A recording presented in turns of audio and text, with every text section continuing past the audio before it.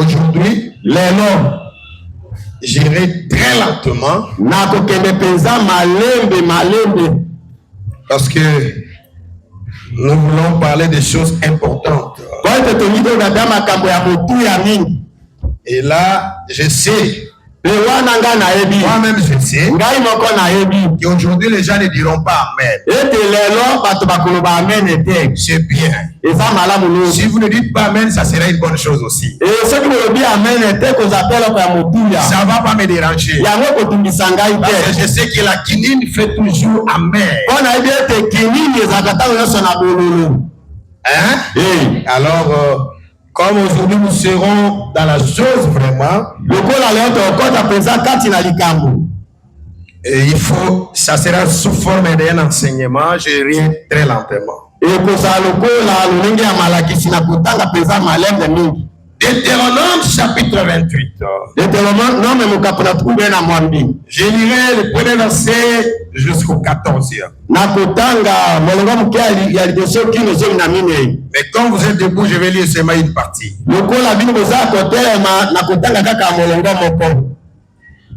Si, est-ce qu'on peut me ramener les tableaux ici là?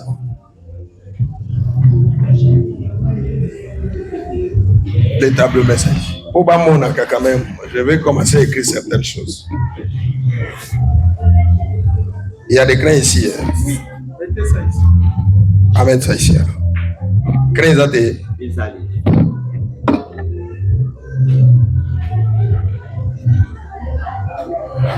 Supportez s'il vous plaît.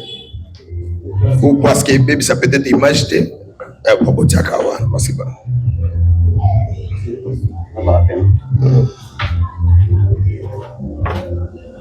Il y a des choses difficiles que peut-être si on a du temps, on va étudier ça. Mais si on n'a pas le temps, même à un autre rendez-vous, si Dieu le permet, on va peut-être décortiquer ça dans les années qui viennent. J'ai lu seulement le premier verset d'abord. Si tu obéis à la voix de l'Éternel,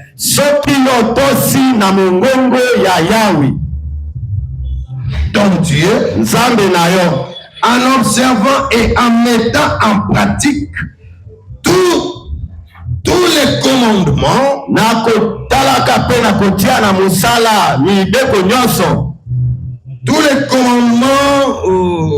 que je t'ai prescrit aujourd'hui, l'Éternel ton Dieu te donnera la supériorité sur toutes les nations.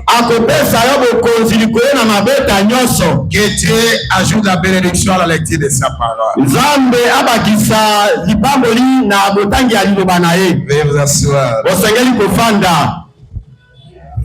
Je suis toujours dans possédant toutes les choses.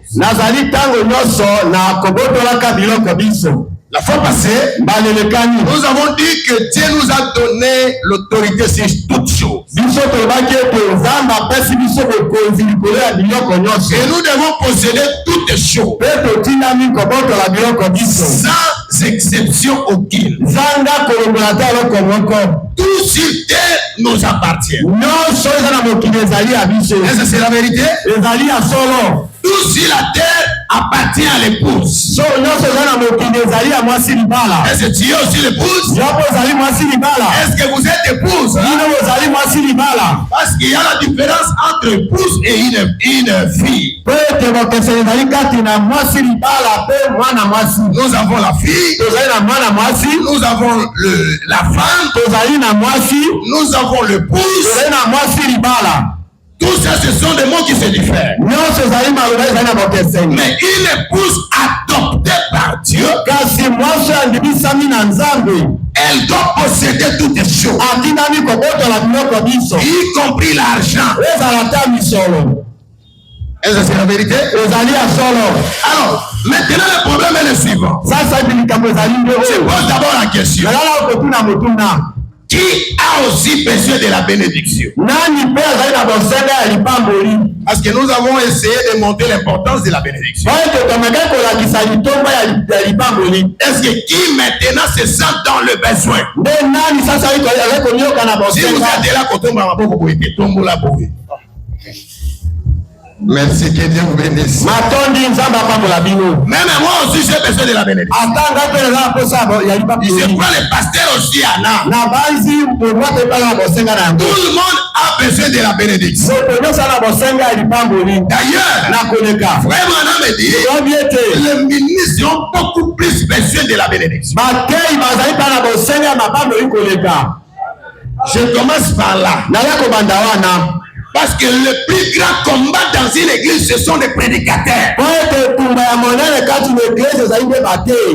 Bon, ici, je fais exception en personne.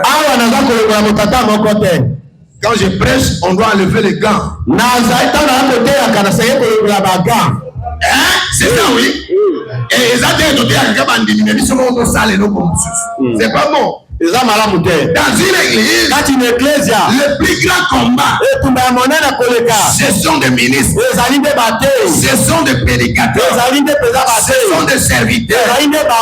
Parce que les brebis n'ont pas de problème. Les brebis, c'est une brebis.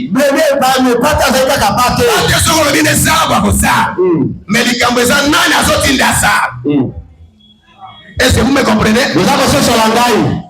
Frère Branham me dit ceci.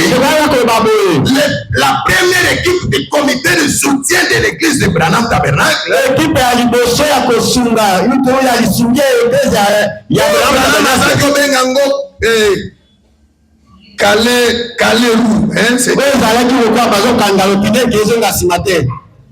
C'était l'ensemble de 4 personnes.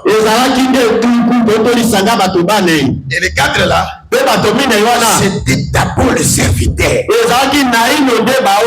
Si nous voulons avoir la parcelle, si les serviteurs ne donnent pas, l'église aussi ne donnera pas. Vraiment. Parce que les poissons commencent à courir par la tête.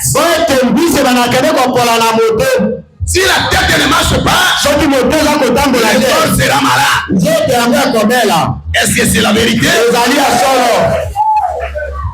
Si vous voulez que l'église puisse aller de l'avant, mais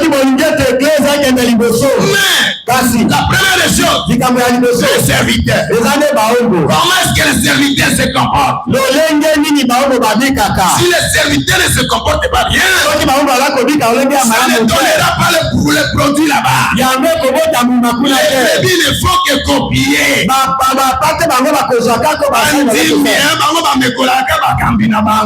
Amen.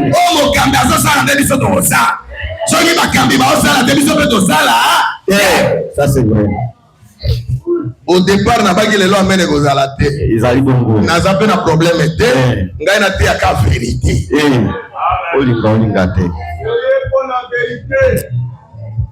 Une église est fragilisée si le comité n'est pas bien assis.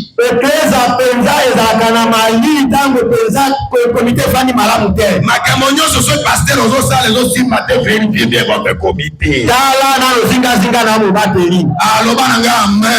Amen. Ceux qui passaient dans l'autre salle loco, bon seigneur l'on a le sang. Et tant que le président la diacre, bon vanda nano, bon dans la comité malade. Botala ba administrateur, botala trésorier, botala ba office nyons. Est-ce que besoin le balilo ba moko? Amen. Est-ce que mutoyo kanga hein? Azaki amen. Alors on va y noter ayo malembi. Vraiment. Parce que nous avons besoin de la bénédiction. Mais la bénédiction commence et comment? Si un coup qui puisse vous bénir, il peut commencer par les têtes. Bango ne peut pas sentir. Bango ne peut pas sentir que tout dans l'ensemble est solo. Amen. Il y a aujourd'hui un bateau de bango, mais il y a un peu de secrétaire. Vraiment.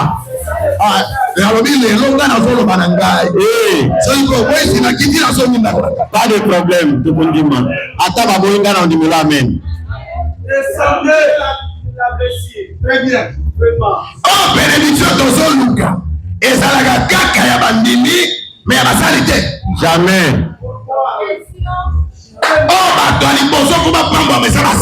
Ça c'est vrai. Na tei bino maman moko pasola ki Bible ya mobali na ye. C'est na lobaki na bino. Frère Branham alobi maman na su Bible pasola tumbi. Moi c'est un prédicateur. Parce que bazo souffrir mingi. Mais question est-ce que le serviteur, pour que la chose marche bien, il devrait être unis. Est-ce qu'ils sont unis? Et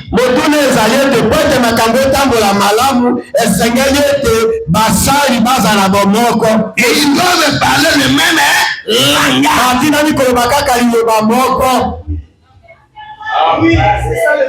Non, monaba serviteur, te va porter plus à pour les bazava. Si toi t'as la radinongi. Vraiment. Amen.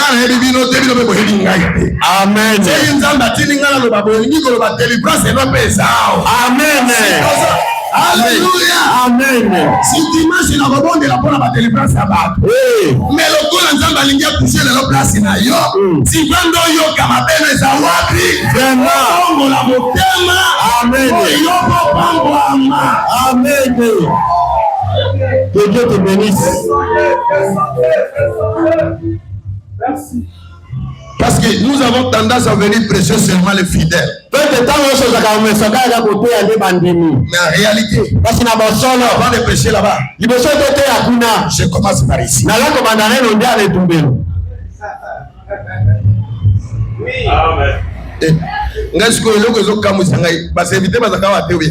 Basali. Sana mona moto na poste na nazo moloba nazo mona bilo. Moko kuna nanga. Bien aimé Nzamba pambola. Olinga vi Nzamba pambola. Ozaka moko wa. Bamusuba voyage to kebiso mibale. Bino mbale botikali. Ba été. Ozo ka pepo na para ba voyage. Biso zo ka para na biso. Si vous voulez faire quelque chose, il a réussi. Ça commence ici. Bon, présentement la construction, il y a un présenté. Bon, présentement la chère parcelle, nous autres en combat battu, mais comme on a un sali, exact. Vraiment. Mais il y a un qui n'a pas fait ça. Oh, ah, lelo eza mwa matata. So ina sisi na okota kutu boite na bimba moko bo.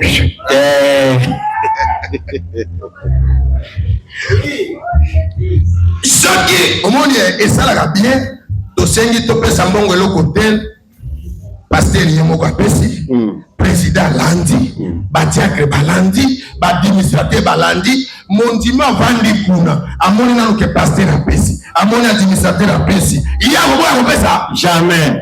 bon soki yo pesi te yo moto simbi kutu kaye mais yo pesi te oza courage olanda bato na bandako bapesaka jamais. Amen.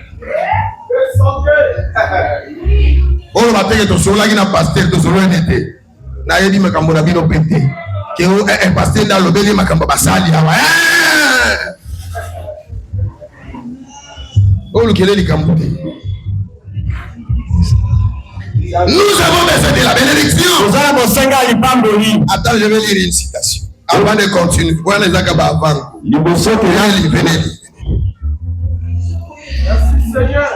Qu'est-ce qu'une vision? Paragraphe 40. Lisez les noirs caca place. Pendant dans ce... Il y aura beaucoup. Il y aura beaucoup de choses. Non, non. Il va aller là-dedans. Est-ce que vous n'avez pas de choses?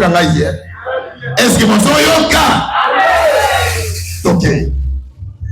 Dans ces ministres, il y aura beaucoup de choses. Et dans ces ministères, Branham alobi na ministère nyons. O ngana za na ministère, o na za ministre, o na za bo. Branham abi posa la ministre sengi ba condition ebele.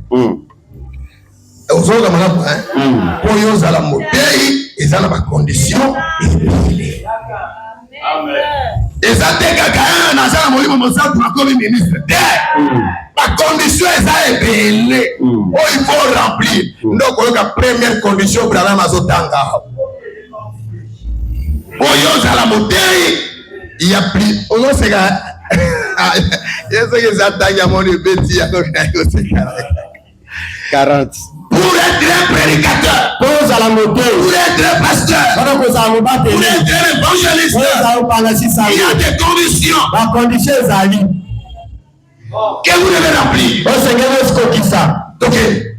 Dans ce ministère, il y aura beaucoup de choses à prendre en considération. Pour à côté et ça n'a makambo belé. Il faut soit en considération pour batakoté.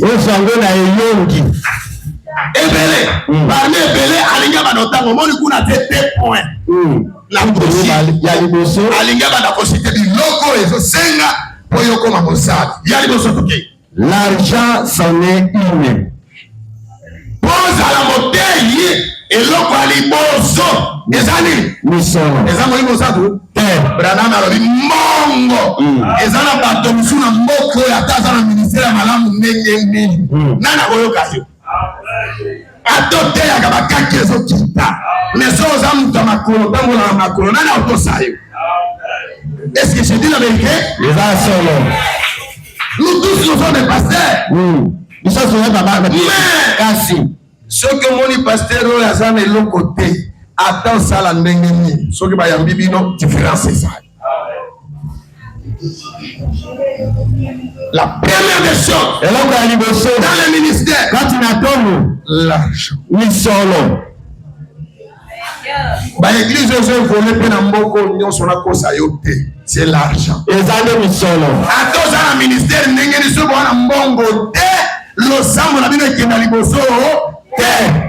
ça c'est vrai. Donc les pasteurs, le ministre doivent chercher l'argent. Même si votre ministère est comment? Me dit pour être un ministre, il y a plusieurs choses. Mais la première des choses, c'est l'argent. Si vous n'avez pas l'argent, même si vous avez le Saint-Esprit comment? J'ai lu Branham, comme Nathan Branham, mais c'est Branham qui l'a dit. Ah, brochure, quand on a le bac au coma qui était. Mais ça y est. Le ministère marche avec l'argent. Mon église, pour battre belé bas à la boue. Soy pasteur azala qui pauvre ya pauvre. Qui azola talipa petoboka ye patalo ya toboka. Ongo ya wate. Est-ce na cause de la vérité? Ya solo. Ongo ya wate. Parce que bato musuba yawa, bazali na posa bazwa misala. Ba musuba yawa, pasteur na pesa ka bango. Nde yo musali ya liboso lukana no zwa nini? Mbo. Mais yo ko zwa mbongo ndenge ni soki yo soutenir ka pasteur te. Nazotu na ba ministre na fin de l'année boy ba diacre ba sangami neti ane utikoleka non pour tous les qui sont pas est-ce que ba serviteur ba sangani ba eli pasteur cadeau ke ba ina no tuko tala papa na biso fête à Pâques Branham abi Pâques les gars ta bonne année na mutuya parce que ça date la résurrection de notre Seigneur et l'équipe bonne année l'équipe Noël. Maintenant le pasteur est là. Que faut-il faire pour lui? Le conseil des diacres va se réunir. On fait quelque chose pour notre pasteur. Parce que le ministère doit marcher avec l'argent. Soyez pasteur na biso za salité ata bato musuba négliger dans cela. Ça c'est vrai. Ah, est-ce que na on va solo le baga amen. Amen. Est-ce que na on va ça tourne on va solo. Attends pasteur na bino te ya bien ndengeni. Mais ceux qui a ça na mbongo te bako soit moi petit garçon moi ba pese valeur ko likayi. Ça c'est vrai. Au moins toke ba réunion toke ba cérémonie bazo benga no moi petit moko. Lui d'abord lui entre lui na lo taliboso. Yende alibosa ko tanaim. Pourquoi? Parce qu'il est véhiculé. Pourquoi? Parce qu'il est assis. Mais fou aussi, on vient de battre ça pembeni na yé. Pour que ma tosse a vu le propos à l'ambon. Est-ce que c'est la vérité? Pourquoi vous en ambon? Mais bon, vous en ondengeni ce qu'on a vu que soutenir pasteur Mayotte. Vraiment. Parce que nous se fait pas naïe. Tous les dons dans l'église sont de pasteurs. Makabonyo son église makadena nzela mobateli. Le lokimia. Le ministère a beaucoup de choses. La première des choses, l'argent. Si vous n'avez pas l'argent, le ministère n'évoluera pas. Si vous n'avez pas l'argent, je vous dis la vérité. Nous, vers l'est là-bas, si vous voyagez, on commence à vous observer de la tête aux pieds.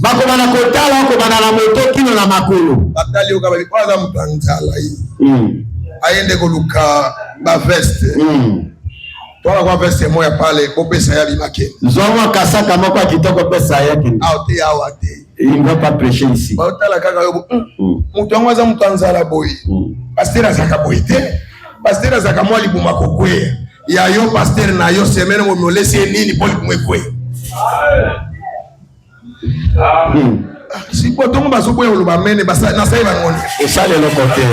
Na bani ata côté ate.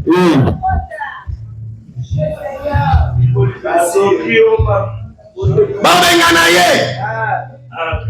La zone s'habille franchement. Il y a d'autres places, vous arrivez comme ça. Et ça, c'est une chose qu'on connaît. On va luka kaba tama bumu minene. Neti ba passer enoke bo. Mbalamoko. Mais biso bo. Ba we mbatu anzala yi. Moto anzala yi. Oui, lisez. Il y a beaucoup de choses à prendre en considération. Oui. L'argent, c'en est une. Et c'est l'okomoko ya kozo avec beaucoup de conseils. Pour les serviteurs. Mais la question, comment est-ce que vous aurez ça? C'est là où je suis aujourd'hui. Comment est-ce qu'on peut avoir la bénédiction? Comment on peut avoir l'argent? J'ai lu la Bible. Là où nous avons lu. Si c'est conditionnalité. La Bible commence par si. Ce qui veut dire ce que précis n'est pas la précis. Est-ce que vous avez malabo? Si précis non repose à payer l'eau. Yo lui on pèse à toi ça quand son péca. Sombelanga pesa un kabelanga. Amen. Sombelanga. Pesanga. Zambe pesanga molimo. Zambe pesanga imbongo. Zambe pesanga indako. Zambe pesanga ibu. Ah son frère son péca. Yo ni kanzamba pesa yo pesa te. Et amen et ça kuna? Amen. Est-ce qu'amen est ça?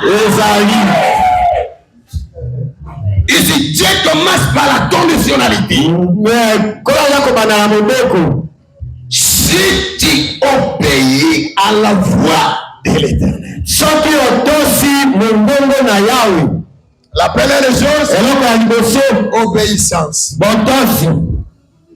Obéissance à quoi? À la voix. À la voix. La voix là c'est quoi? C'est le message. Pour être béni, la première condition, obéissance à la voix de l'Éternel. À notre temps, la voix de l'Éternel a retenti. Dieu a retenti sa voix. La trompette a sonné. La trompette sur le message de l'air. La voix de l'Éternel est déjà proclamée. La voix de l'Éternel c'est déjà proclamée. C'est quoi cette voix? C'est la parole de notre temps. Pour avoir la bénédiction, obéir au message. Je te demande ce soir, est-ce que tu vis la parole? C'est là où je commence. Si tu obéis à la voix, notre voix, c'est la voix de cette manche. L'ange de cette manche a déjà parlé. Est-ce que tu vis la parole? Est-ce que tu obéis à la voix de l'ange? Je commence par là. Toi qui cherchais la bénédiction. Quelle est votre vie? Est-ce que tu respectes la voix de l'ange? La voix de l'ange, la voix de l'Éternel. Ah, si il y a une bénédiction, on a pas de bénédiction.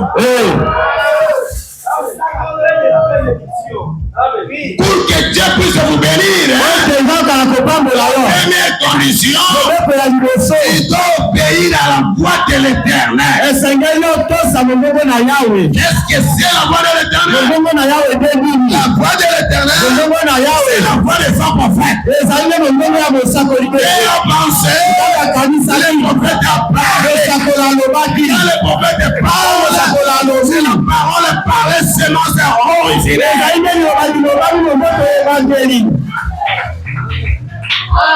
C'est aujourd'hui que je commence à prêcher. Oui, continuez. Toi, tu veux la bénédiction. Nous tous, nous avons besoin de la bénédiction. Est-ce que tu peux te poser la question? Est-ce que tu respectes la voix de l'ange? Tu respectes la voix de l'Éternel? Notre temps, il y a pas deux voix de l'Éternel. Il y a qui le seul voix? C'est la voix de cet homme. Et quand il a sonné de sa trompette, le mystère de Dieu sont accomplis. Aujourd'hui, les mystères sont révélés. Il n'y a plus de mystère. Il n'y a rien qui est caché à l'épouse. Il n'y a rien qui nous est caché. Nous savons le mystère de Dieu. Nous savons le mystère de Dieu. Nous savons le plan de la rédemption dans nos mains. Nous savons ce qui se passera sur la terre. Pourquoi? J'ai entendu et j'ai obéi à la voix de cette main. C'est ça la bénédiction. Si tu obéis à la voix de l'Éternel, à ton temps, Dieu t'a parlé. Dieu t'a visité. Dieu t'a parlé. Au travers de son prophète Branham. Est-ce que tu respectes ce qu'il a dit? C'est lui qui respecte ce que Branham a dit. Levez la main. Si tu respectes, n'est pas te lever la main. Si tu respectes, lève ta main. Si tu respectes, élève ta main. Et moi, je respecte la voix de l'âme. J'obéis à la voix de cette maison. Est-ce que vous obéissez à ça? Je pose maintenant la question. La voix vous a dit de ne pas payer la dîme.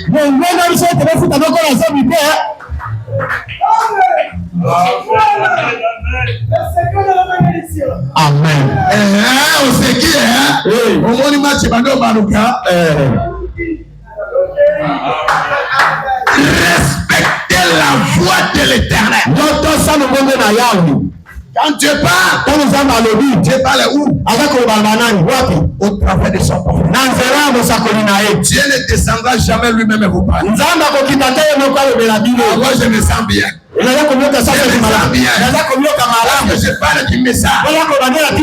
Je dis ici, c'est le message pire. Il y a besoin de la bénédiction. Obéissez à la voix. Toi qui avais levé tes mains, tu avais dit tu respectes. J'ai posé la question. C'est Branham qui vous a dit de ne pas payer la dîme. Est-ce que tu m'as dit que tu respectes? Est-ce que tu respectes toi?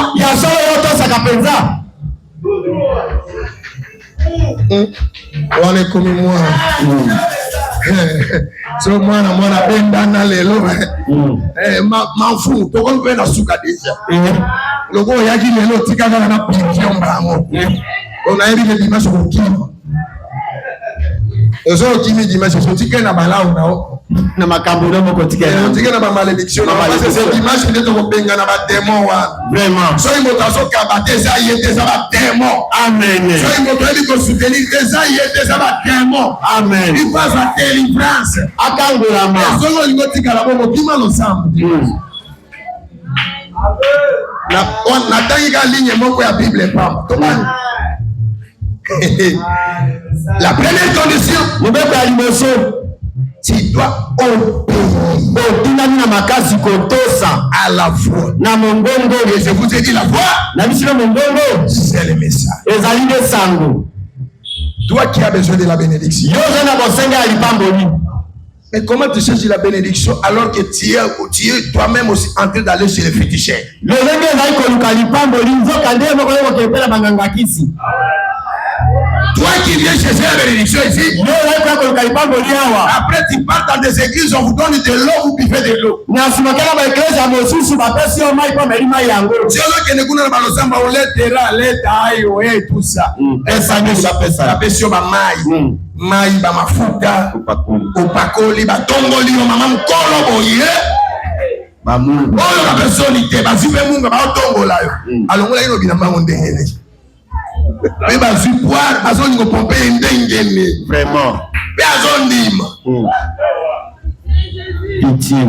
Est-ce que tu as respecté à la fois? Yoto si mon gongo pour avoir la bénédiction. Wana kozali pamboli. Respecte la foi. Yoto sa mon gongo. C'est ça. Écoutez. Boyoka. Deuxième des choses, après le respect, si on obéit, après l'obéissance, la Bible dit en observant et en mettant en pratique les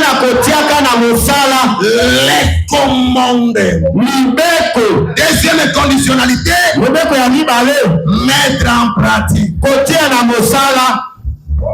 les commandements.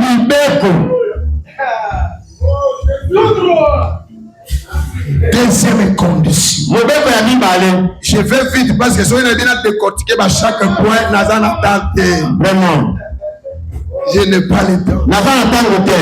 Parce que vous avez besoin de la bénédiction. Je dois vous donner les secrets de la bénédiction. La première des choses, obéissez à la foi. Deuxième des choses, mettre en pratique. Vraiment. Comment il est le même. Rabbi. Il est le même. Alléluia. Yo, vous avez les mêmes. Yonde Elohim awa Melkisedek ezakande yo to pondela yo pepa yo nde bato musu balobaka to banomema yo to tona nzembe c'est bon pesa frère ne bakumisa yo nde mokumisa frère tel yo wa fucho wa ndani pema yo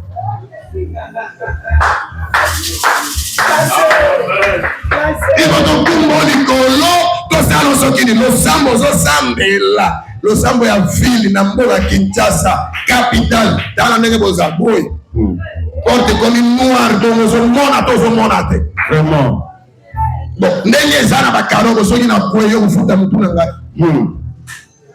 na ba karo to za ko sa karo si bo somba moquette ya moquette malamu jour pasteur akokwe yawo pasteur na yo Bible obi okomona bolumbu ya papa na yo te tango pa bolumbu eza ba faiblesse okomona faiblesse ya papa na yo te soki akwe si bana bakobeta masolo na ndako pasteur akwe yaki na chez vraiment ozomona to mona te osala ko fa komba tombo lo nde soki na pena sima to na sa bénédiction koko na yo.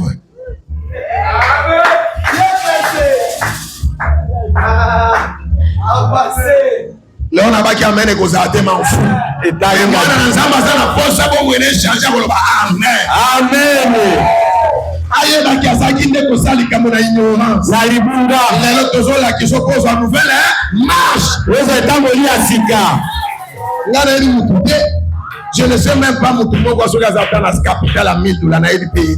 Mais ngana so tia na ngali lo balanza. Ça c'est vrai. Les attaques na yedi on est dans so tia je te connais pas. Mais mon problème tu dois mettre en pratique les commandements. Quels sont les commandements? C'est là où nous allons nous en présenter. Tu dois mettre en pratique les commandements.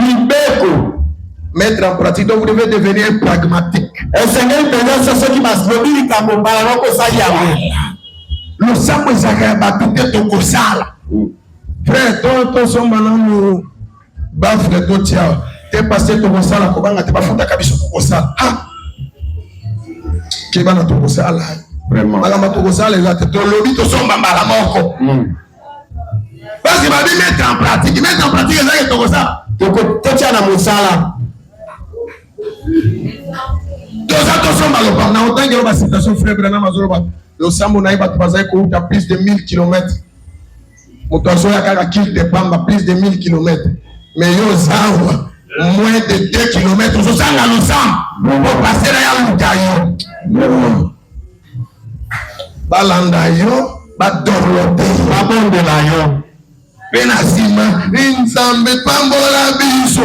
Yo sumora nzambe no kwa tata mwasina yo. Ude yesu nzambe zanani.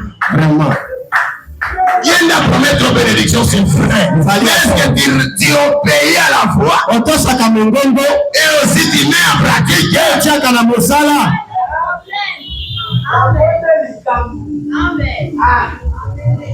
Et la Bible dit ce matin.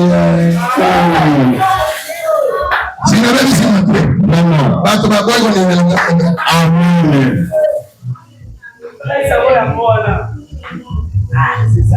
Tu dois mettre en pratique. Bandeko. Branham a dit que ma prise de 1000 km. Basoya lo sam. Alors bien ça na famille musu basa pauvre. Boya lo sam baso te kali batanaye. Akiko te katali bata poazo akaka mbongo France. Na transport. Akoya lo sam maboko pambate. Pasteur oli misanga na ota désolé lo sam bona yo. Ngamona osenga mbongo fronde lelo na dimanche. Administrateur wazaba boli misanga ngani na kosenga binote na otanga critique na unaanza fulani ngamo na otanga ngwa. Merci pasteur. Et ina usala na otanga no situation Branham ali baaka na ensemble que son front na $1 te soko peso front na $100 za front te oya na 200 francs na usongi seloko ngo. Makambo lolo marque makasi bon na bien linganga kapo na ulukando pambwa amen. Brana mabinga na sepela kamwa na sepela kana offrande bani na $1. Offrande mbongo bia suke fwe bana na $1. Biso dollar na biso équivalent 2500 francs. Ozwa mwana oyo azwa no franc yaka mwana azwa franc na ye dimanche lobo biki ndo bika pasi na lobaki yango liboso te même lelo na osenga ngamo so yo na moto na tikena mapapa yaka mwana la sisite ata oyo offrande ya mukeko leka $1 nde 2500 francs. Mwana na nyoso na tongo yomo bola suka na losambo yo ndaya na 2500 francs. Mais na bokama yo moto alibumu yo mama muneno yo fani na kicho tondi mais oyo na franda 500 francs. Vraiment. Moi kendo oh ben parce que nale mbisana no pe na je nikana liro. Et mais je peux avancer comme ça. Gaza en production, il y a dans la citation, dans la citation. Branham alobi na tena losambo moko bazaki na sali mukie. Losambo biso moso bazaki belé mingi nde 300. Ami, mais cette église m'a épaté. Parce que cette église-là, quand j'ai eu l'offrande, pas moins de $323. Vraiment. Vraiment, bidé pas pesanga bambongo ebele ba millions de dollars, mais na vie na nga mobimba lo sambo ebiko kabila nzambe za lo sambo wa. Parce que tant on a vu mbongo on a divisé par le nombre de gens, j'ai compris que moto na moto so pesa plus au moins $1 na ye ya offrande. Et puis vraiment moi j'apprécie ça. Ngai na zali ko sepela na yango. Yo ya na offrande ya kala de lelo. Oya na calcula combien?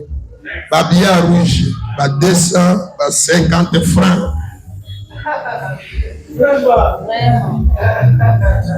Ngamo nos offrandes lelo, nos dimanche, na ko zapo offrande au pasteur à lobaki ngai moko, ndé après tout ondé. Vraiment. Le sambo pour les arbres, ceux qui posent à 200 personnes, dimanche mbongo quantité faut à $200. Amen. Ne kota qui tient offrande.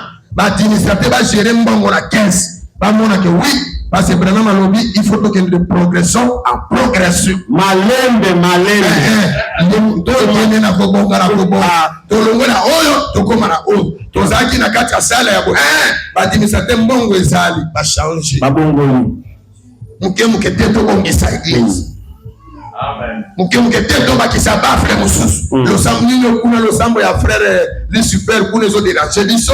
Biso beto bakisa nini moko. Biso poto le kani. Vraiment. Alléluia. Amen. Administrateur basala ngo ndenge nini offrande na ozwa na ngo 50 francs. Pena simanzamba pambola biso.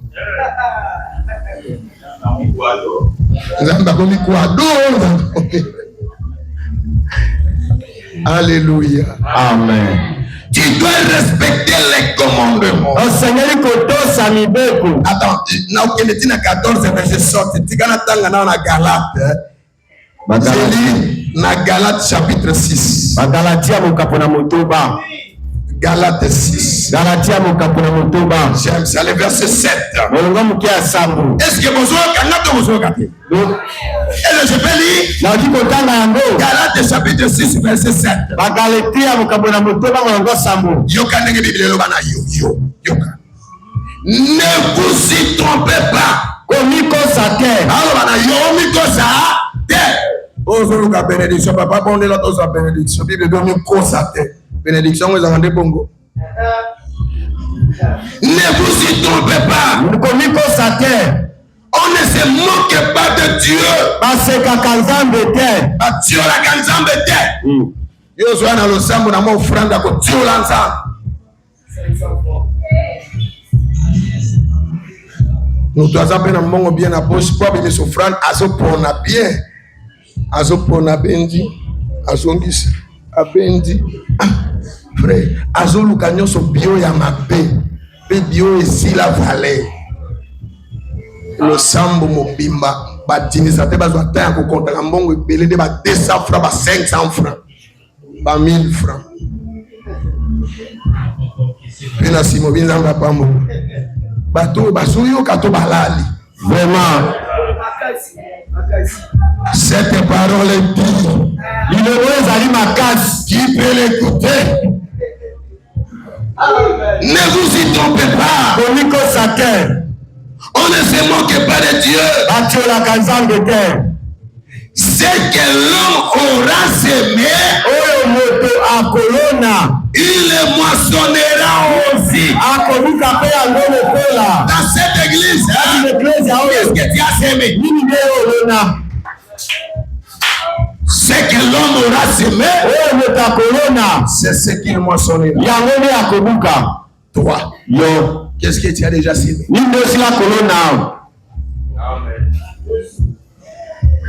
À chaque parcelle, ça là, une année, 2 ans, ils ont déjà commis si la caisse, ils ont un compte, ils ont déjà commis si $200.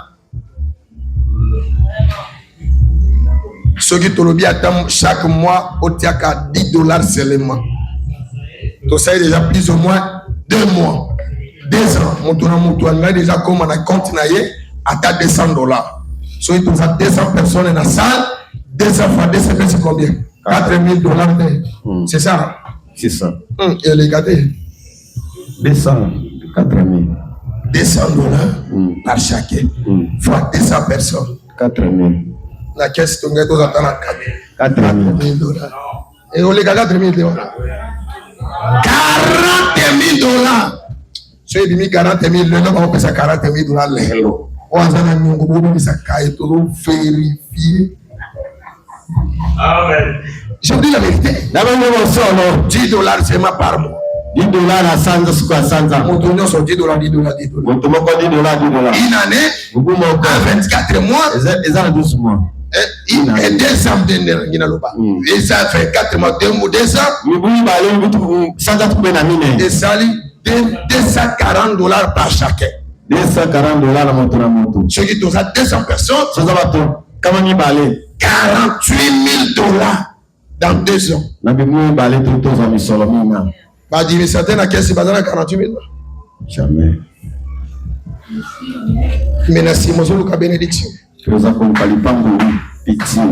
bananga yo banda 2 ans, il y a pas la yote. Si on y a chaque jour. Frère Bra, bon, n'attendez des citations minières. Branama lobi, nous sommes tous en asima. Nzambe liboso. Amen. Alobi papa malamu ami kontakate. Soko moni papa yemo ka 15 ans ami sombele bilamba, mais moi si na somi asombela, moi si te papa ma paix. Vraiment. Papa sombela tisane bana baola tape papa ma paix. Ah, on est pour attendre l'écriture. Ya solo. Frère Branama lobi un responsable à sa première rente.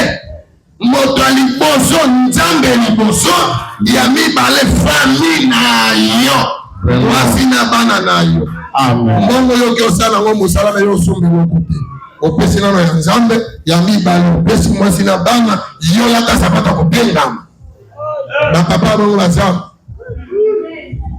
tika natanga kiti pardon wana natanga. Amen. Natanga kuna tesela lelo na yebi ke bato bakoboya ngai bele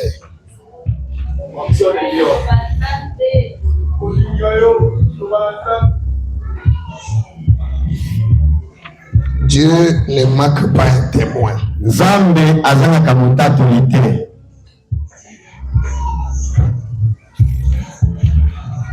Attends, je cherche ça vite. Zambe kamona lomba ngolimbisi.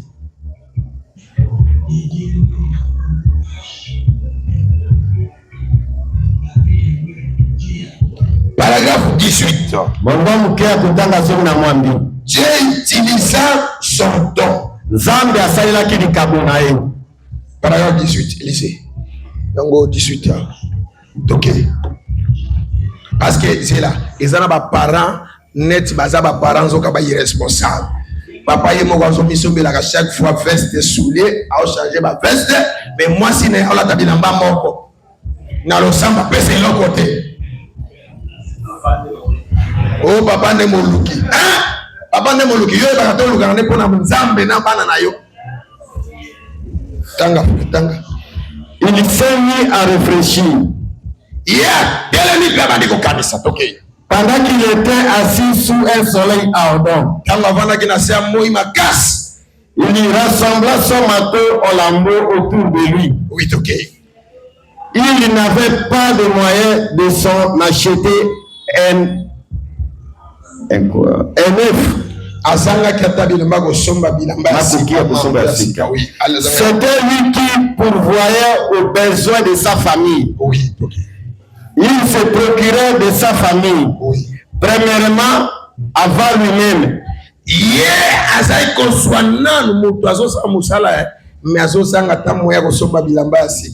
Mais d'abord, sa famille. Ok.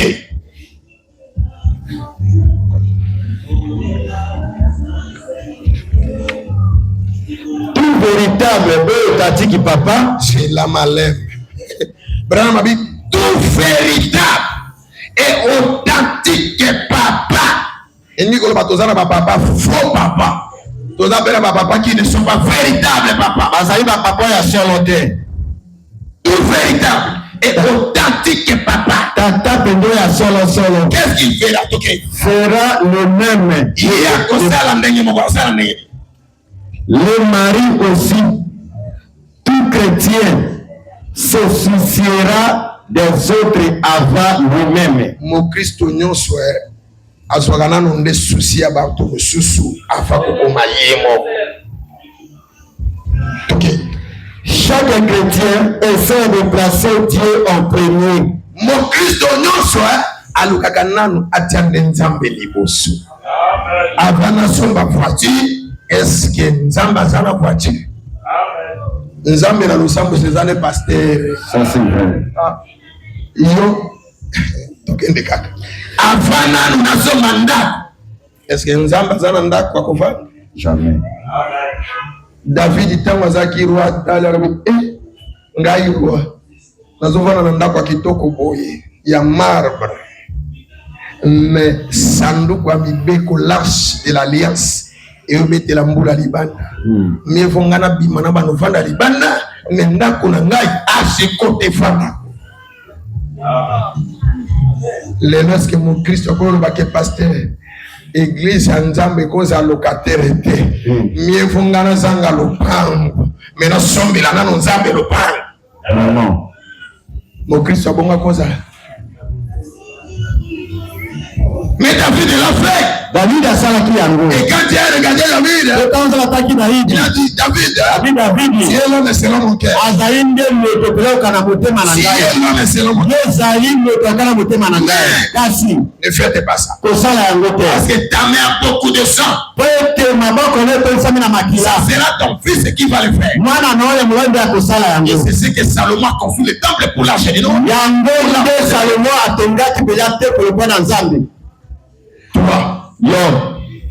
Une fois, il vous est déjà arrivé à réfléchir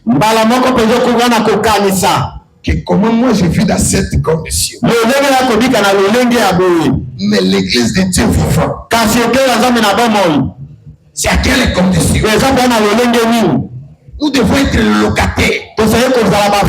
Alors que j'ai la capacité de sortir moi-même même 5 000. 10 000 dollars. Et demander à un autre frère. Frère, associons-nous. Nous achetons une parcelle pour l'église. Il faut que les qui sont mi-coloniales, na-mi-yali, mi-coloniaux sont au pelle, dans d'autres, ils vont avoir sur son bango.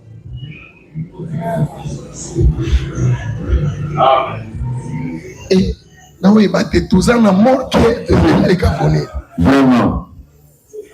Frère, je suis de bango, bamon, n'endengue pas tout bazan à mort qui n'a qu'à t'allonger ça pour nous. Vraiment. So il y a qui au pambo, c'est grave au pambo mané dans un pressage. Amen.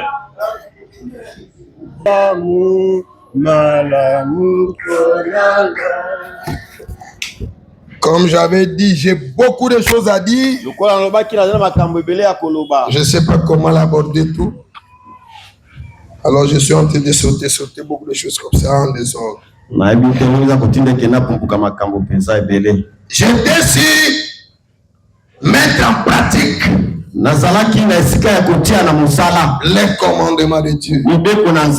Pour être béni, il faut mettre en pratique les commandements. Quels sont ces commandements de Dieu pour la bénédiction?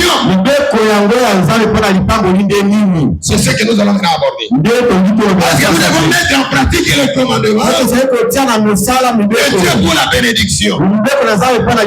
Quels sont ces commandements? Parce que maintenant ici, il y a d'autres personnes ici qui sont prêtes. Que Seigneur, quels sont les commandements? Je vais commencer à mettre en pratique aujourd'hui. Est-ce que je vais avoir la bénédiction? Est-ce qu'il y a des gens comme ça ici? Je dis, est-ce qu'il y a des gens comme ça ici? Qui veulent assez que Dieu puisse leur dire quelles sont ces conditions? Oh Seigneur, apprends-moi à compter les jours. Apprends-moi à serrer mes années. Quels sont ces commandements? Apprends-moi les commandements pour que je puisse mettre ça en pratique. Le premier commandement pour la bénédiction, c'est le travail. Amen. Toi, tu vas avoir la bénédiction, tu ne travailles pas.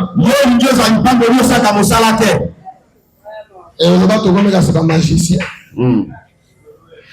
Mettre en pratique le commandement de Dieu pour la bénédiction. Le premier commandement, le travail. Un chrétien qui ne travaille pas, c'est un lâche. Dans les messages, Abraham nous a dit, s'il y a un travailleur, c'est un chrétien. Soyez connus comme on va travailler dans le monde de la Christ. Un chrétien doit être un travailleur. Aïe, bakosala mosala. Mosala nyonso mo Kristo akoyaka mosala te. Vraiment. Atakoteka makale za mosala. Amen. Je vais poser la question dans la salle. Prenez les gens là. Qui a un travail? Parce qu'il respecte le premier commandement. Le premier commandement, c'est le travail. Qui a un travail, élève ta main d'abord.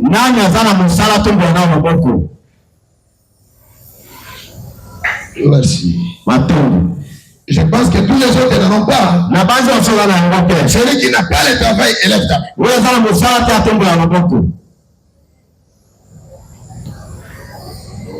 Merci. C'est seulement les jeunes ici. Troisième question. Qui a un téléphone, élève la main.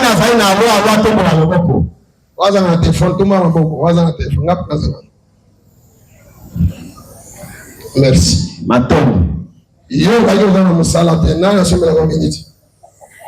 Amen. Si tu donnes la pratique, en pratique. Enseignement de en pratique est correct. Nazana tango kende misimaka mumilaite.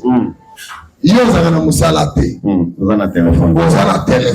Nani asombeli au téléphone.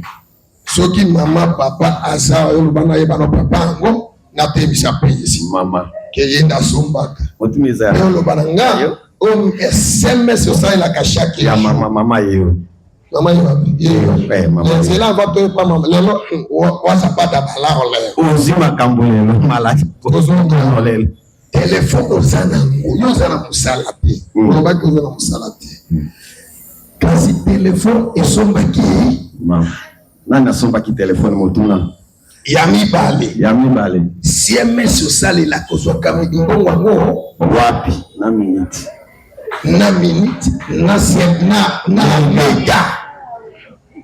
Lele goyinda nde na suka keso suka na kopose yo na kobenga administrateur asa palimisa tata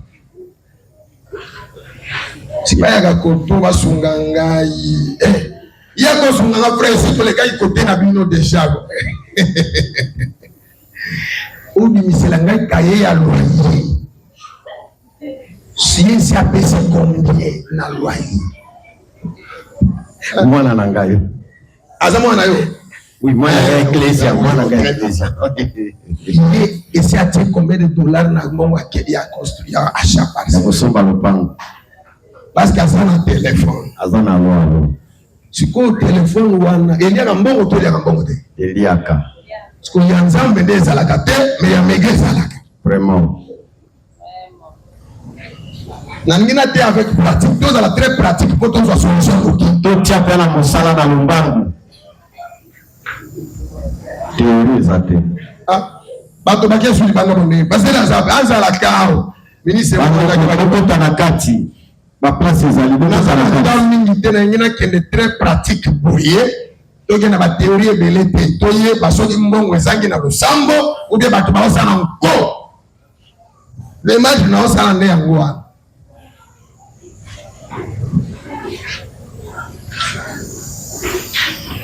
Bamususu basero bana telefone bato mama boko na yeka kate po yo kuzana ugo banga kotombola siko na ko mi so tanga basere nyoso baza telefone ayoki oyebi bango baze bango bako banga siko kotombola maboko Si vous avez la série dans le téléphone, vous avez dit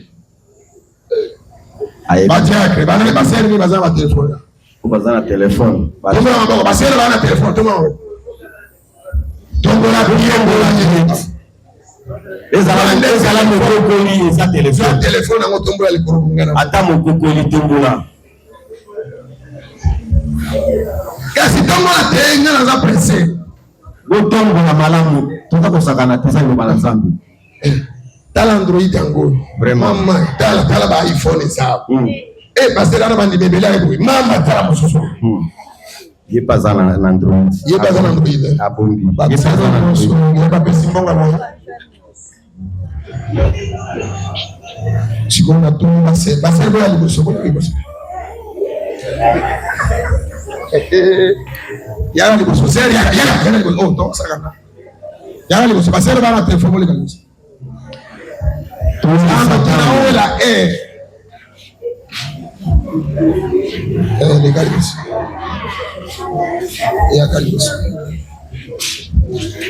mama yakate yaka ko discuter te yaka kaende na bengi basera tabayimbi boza basera tabayimbi wana nyoso baleka boza basera mama yo zaki na telefone nazozela nde yo nde na obe ozana etokeli boso ya yo zimbane yaka yo poza na telefone ye paza na telefone zimbane yaka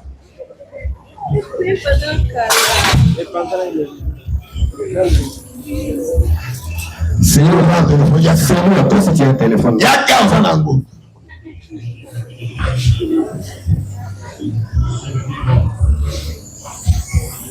Senhor yo za telefone Senhor yo poza na telefone Christine itombe no za telefone te baser balu baser balu marié na te baser ba mama te ba jeune ser non yo poza na telefone ya za marié te aza ser yo poza na telefone yo za telefone ata mukoko ni za na mode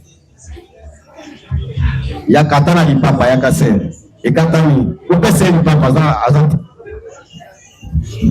bien na biblié basero nyoso administrateur na kaye na yo komona bamweza batia kombo te pona chapase wani batia te pona nini bongola bango basi baza bana ubie bango baboya kotia kombo eza nde bafutaka te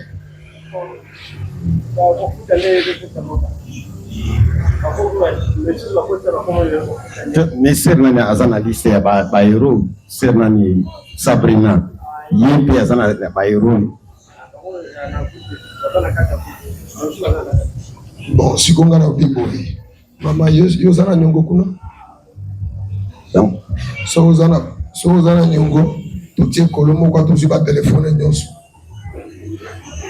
pasteur bango baza na groupe po ya chambre bango ba contribuer ka chaque semaine contribuer ka bien azana nyongo te là je ne sais pas ngana zana question ya nyongo moto azana nyongo to ko le téléphone makambo esi responsable na bango azali lo ate mais après ça chaque semaine baza dimanche tozongela to ba to nyongo dimanche yepe azali na liste wana azali na groupe bino mi bale boza sauver boko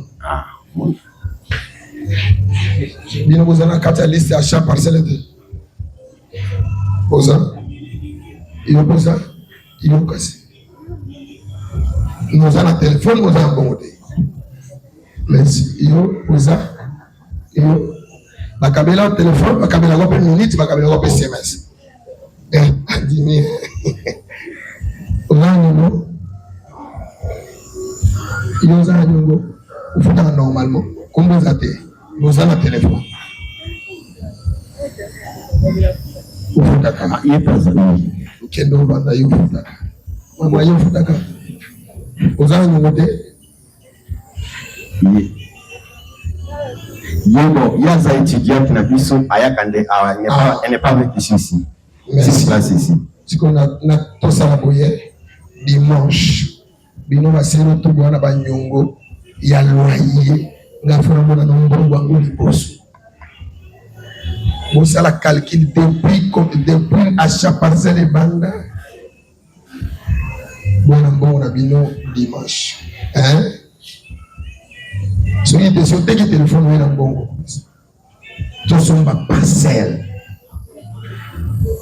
Tu vas gagner, hein? Ça va pas pour la vie de beaucoup. Amen. Parce que bazagana bango na mongo te mais baso pese. Si ko nous na musala te nous travailler comment? Nous faire la téléphone comment? Le premier commandement, le travail. Pour être béni, tu dois avoir un travail. Quel genre de travail? Éponité.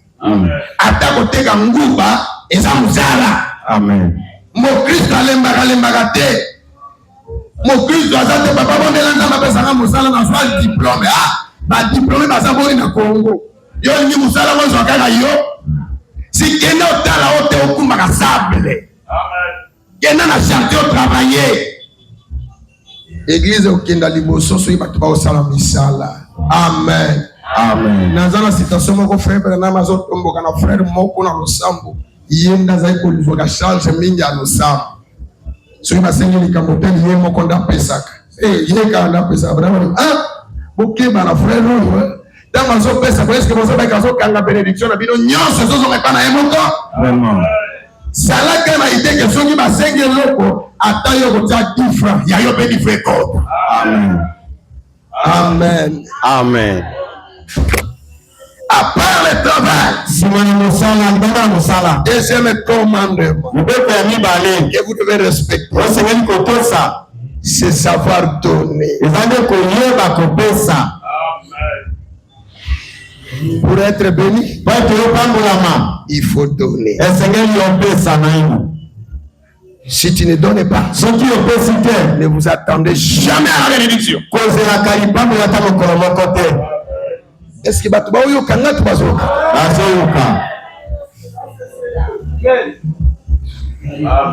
si tu ne donnes pas, oubliez c'est qu'un jour tu seras aussi béni. Le secret de la bénédiction, c'est de donner. Mais toi, il vous a frère Sopeka, sœur Sopeka, mais à l'église, tu ne donnes jamais. Mais tu t'attends à une bénédiction. Dans toute la Bible, dans tout ce que nous faisons sur la terre, pour que vous ayez les résultats, ça commence par donner la est-ce que vous me suivez? Un cultivateur, avant de recueillir le maïs, il doit d'abord donner à la terre le maïs. Il prend le maïs, il avait le maïs, il est de manger sur le maïs, il prend le maïs qu'il devait manger, il va d'abord donner à la terre, et la terre va manger le premier, et que la terre mange. Après 3 mois, la terre va lui remettre le maïs. Mais il va remettre ça maintenant en abondance. Est-ce que vous avez compris cet exemple? À la vie ici, tout ce que nous pouvons faire, ça commence par donner d'abord. Vous voulez avoir une femme pour qu'elle puisse être votre femme. Vous pouvez commencer d'abord à donner de l'argent. Est-ce que c'est la vérité? Mais c'est la vérité. Pour gagner quelque chose, on commence à donner avant. Pour appeler quelqu'un qui est à l'Équateur, toi tu commences d'abord à donner ton argent pour aller acheter les unités. D'abord tu as donné. Et après maintenant, tu seras en contact avec ce dans tous les domaines. C'est toi qui commences. Sauf dans la religion chrétienne. Les chrétiens ne veulent pas commencer. Mais ils veulent que Dieu puisse commencer à les bénir avant.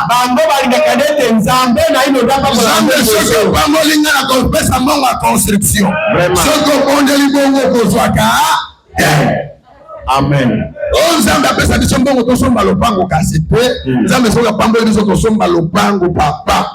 tiana mutuno soko bondo la kabongo ata après 10 ans au kozwa kate. Parce que tu n'as pas respecté les commandements. Les commandements sont quand Élie a rencontré cette femme de Sarepta, afin que Élie puisse lui donner de farine, Élie a exigé à cette dame-là de prendre d'abord ce qu'elle a fait et de venir redonner à Élie alors qu'elle n'avait plus beaucoup. Mais elle devait respecter le principe de la bénédiction. Commencer à donner d'abord. Si tu me donnes, et moi je mange le premier et après je te donnerai au centime. Amen. Ndeto katoso ma parcelle. Ce qui pose un projet qui ensemble pambola bato baso ndeto zombo to ma parcelle. Atamu kolomoko boso ma parcelle. Boso to ma parcelle awa ezali kamba sacrifice. Ezande likamba kokenda koswela kolona ndako teki yango ozimba ngopesi. Tango pesi ndo kangi maboko libo nyoma belenga ezole yanga ye. Ngai kasi na ose la zongi sape yanga. Amen. Mais yo pesi na lotoko ndo ba pesa ndenga na pesa yo. Est-ce que quelqu'un comprend le qu'on a le bas?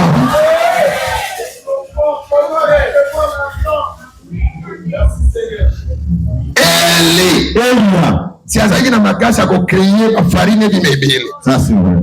Mais il a vendu kimia. Asengine na mwasi azaki ko veuve.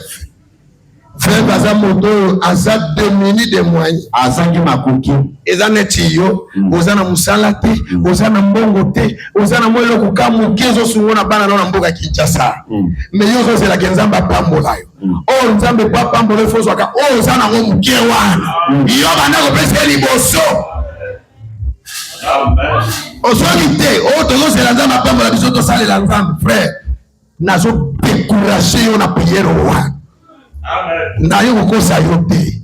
Nzamba za nzamba ba principe. Na ya tena présenter pour yo kamala.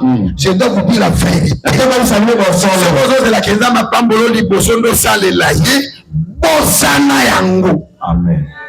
Nzamba c'est la kayo banda ye liboso. Amen. Jésus, il avait la capacité de donner aux gens la nourriture. Mais pas pesa batoa. Batoa na kako baye baole la nzala. Nde atuni bango boza la senani. Bo bana no pesa ngati boso. Obino boza na ngo pesanga. Biso tozana nzala, Jésus ala seneni nyo. Biso tozana nzala, yende nzala, uya kreka atolia. Atuni bango. Avanga na pesa yo pesa na no yo sana. Amen. Tozana ni vraiment. Tozana dembis. Tozana 5 mapa. Si olie bali Jésus ba ke bolia. Jésus lobi na bango boso yango bo pesanga. Vraiment. Est-ce que vous devez comprendre ce secret de l'élection? Très bien. Très bien. Olie Jésus ba ke bo pambo na bongo te. Bonso yango bo pesana nunga. Jésus tant bazwa ba pesa ki Jésus bango na bosana ki yango. Vraiment. Parce que Jésus a voulu qu'on soit l'épée. Est-ce que vous avez ce là? Très bien. Bango a su la personne à nous y liboso. Jésus a su yango. Monsieur soit personne qui n'a pas dit la quoi a tout peut s'y mettre à l'ia na eka. Yazi le col est comme na maboko na yi. Ndesi kwa comme na makasa community pia. Ya polika. So qui na comme na maboko nete ya community pia ngo. Bien. Oh mukyo sana ngoana pwe comme belé yo soit pesa na na pasteur yala no zongi se ba nzambe libosi kete moi c'est na tozana $10,000 ndako bon na pesa ka exemple c'est impossible pour na batwalelo abi botori misa 9,000 to ko pesa nzambe mais na beke c'est impossible pour na bino sa bongo te 9,000 to ko pesa nzambe to meki liboso parce que Bible lobi bon mekangai ça c'est yonde banda ko mekanzambe na ko pesa yi mais biso ko changer formule ko ni kenzambe mekano pesa ngota soki na ko sale la yote au principe bino bozu wapi. Aussi principe on a. Mission de Tomikanza. Sur la terre. Tout ce que nous pouvons faire. Nous devons commencer nous-mêmes. Pour que tous soient courants, et c'est là que tout banana qu'on dépense. Ça c'est vrai. Tous soient dans nos carburants, tous sacrifier mongo, tous suivre carburant, tous les groupes, tous les saillots, tous les sur carburant. Les groupes à suivre en haut, alors ça va bien, nous avons posé un courant, c'est quand nous sommes là qui nous courent. Amen. Yo t'es carburant, tous les groupes, et ça n'a courant. Jamais. Ça ne se fait pas. Pour ça le matin. Élysée. Pour pas qu'il n'y ait pas de fleuve, nous sommes la femme, la tsunami. Tsunami dans un cobot à terre. À ça, qui moi, à faire le libal, à ça, on va tomber dans un étage. Parce que besoin qui est libre, après, c'est dans un étage, à ce moment là, on a colo. Mais à ça, cobot à terre. Mais qu'est-ce qu'elle a fait? J'ai commencé à donner d'abord. Atonginda comme pimba. Penda kwesili. Azu une éponge à thé. Frère Branham a dit azu une table à thé. Alors dit table ne dans mon sac là comme novembre. Attends kalino banazambi ah. Azu éponge à thé. Abokisi malam. À thé bra malam ateni. Nda bengi ebi. Abina mono le kaka mingi. Yaka konta ofanda. Yenda bande ko pesa ili uso. Amen. Yango ili davandi aibisi mosali neti ya sabi moi soli kambasali ya malamu ko to boy ko pesa yeye ni parce que yeye sa pesi biso kasi biso na retour to pesa yeye ni ge ya sabi maître c'est comme si nanda ko mobima na omona ta mwana obuka ba 20 c'est comme si mwana moso azana mwana te il a dit que dans on a so vérifier. Est-ce que ça n'a pas été sol à quel vérifier? Non, mon attend si manier à banate. Aïe, c'est maître. Ana moinate. Il y a tout à l'heure du Bossava. Le quoi les émissions de suivi aïe. Tika kasi biso to pesa ye moi. Vraiment. Ne il y a si moi na pesi. Tango alboti moi na ngope akufi. Ya le bien de boy comme tu maka. Na bota kana ngate yo lo lukaka nya bota. Lokola mwana akufi na kozo ni siri kwa mbeto na yo ko shepu sa mwana. Amen. C'est parce qu'elle a commencé. Isaac, Abraham. Pour qu'Abraham aille en Elohim, c'est Abraham qui a commencé à donner. Abraham a dit, même mon Seigneur, ne passe pas ton serviteur. Viens d'abord. Je dois te laver les pieds. C'est comme si tu es fatigué.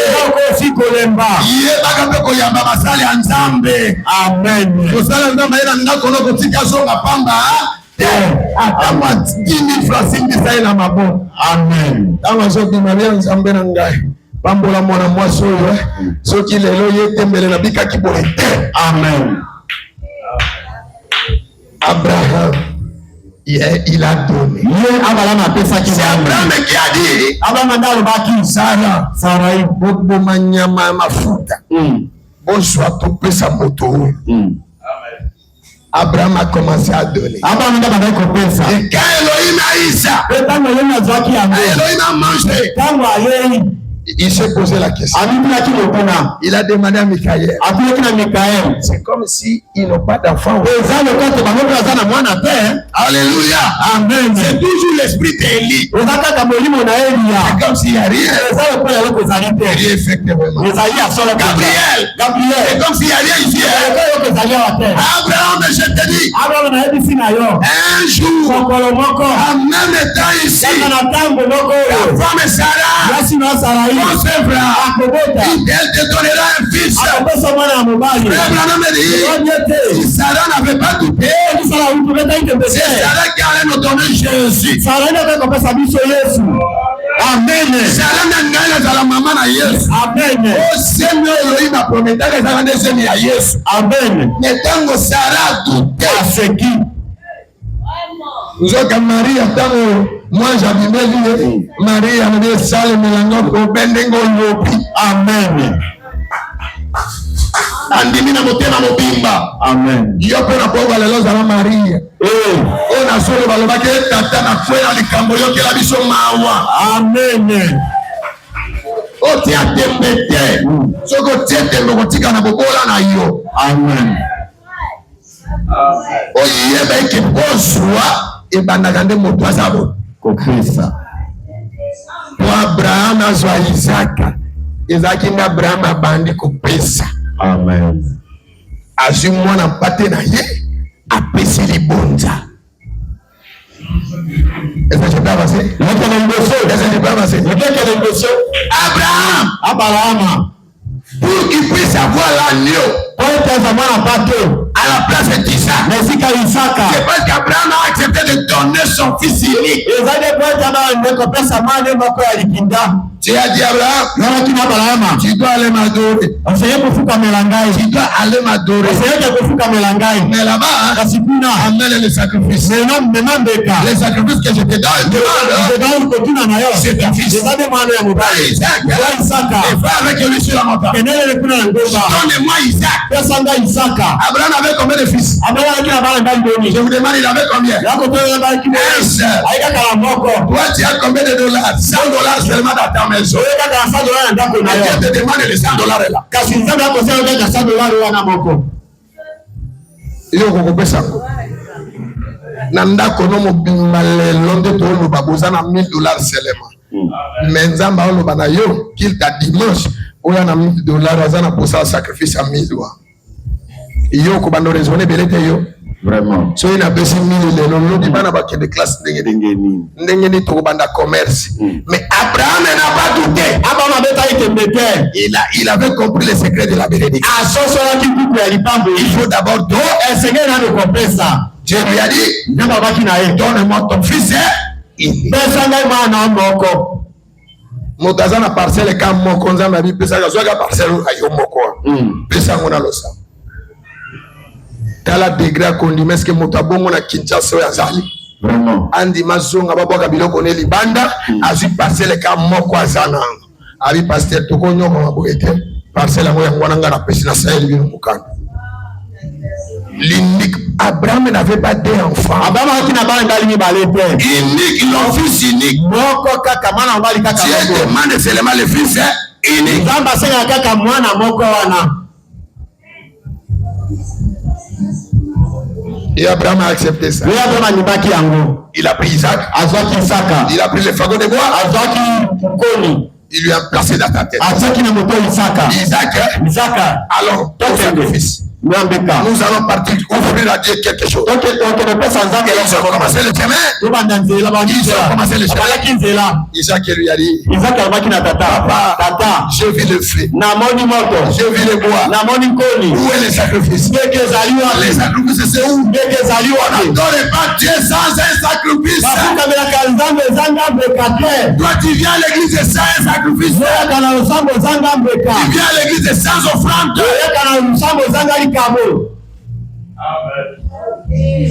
On n'adore pas comme ça. Isaac connaissait comment adorer. Nous allons à la montagne adorer. Voici les bois. Voici le feu. Où est le sacrifice? Toi tu es venu adorer aujourd'hui. Cette église. Où est le sacrifice que tu as amené?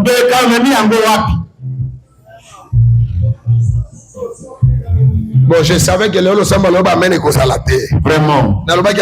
C'est très profond. Tu viens avec quel sacrifice? Isaac a côté à qui badora kana Israël bongote. Israël badora ko yana sacrifice. Nambeka. Lisez ici, nous allons partir. Quand ici,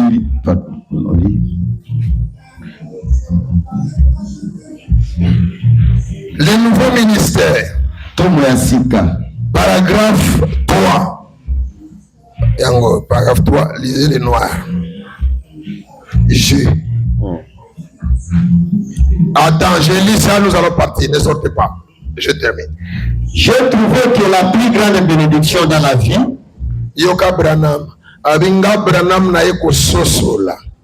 Et Kimbato Balukaka Mapambouli, mapambolo ya monene na bomo ina moto, c'est le fait de donner quelque chose. ezande kopesa. Moto alobamene na wana za. Amen. Songela chitwe. J'ai trouvé que la plus grande bénédiction dans la vie, Ngai Brana, Nathalie Mokiliti, j'ai compris. Pena eko mona eke bénédiction monene na mokili sali. Mais ça la kanenge ni. C'est le fait de donner quelque chose. Bénédiction monene ça la kanenge moto tango so pesa. Tango so pesa ndo so pambo amo. Pas de recevoir. Et tanga malamu, tanga Brana malobi, la plus grande bénédiction dans le monde, c'est le fait de donner quelque chose. et ça ne tango so pesa loko ne bénédiction ya ngoana, mais pas de recevoir. Tango zo yamba, yo linga kaba kabela yo, Brana bisa c'est pas la bénédiction. O linga kaba pesa yo, c'est pas la bénédiction. O linga kaba sombela ba kabele loko, Brana bisa ce n'est pas la bénédiction. La plus grande bénédiction, c'est du fait de donner. Celui qui donne, c'est celui-là qui est béni. Si cherchez la bénédiction, la foi de la bénédiction, c'est là, c'est de donner.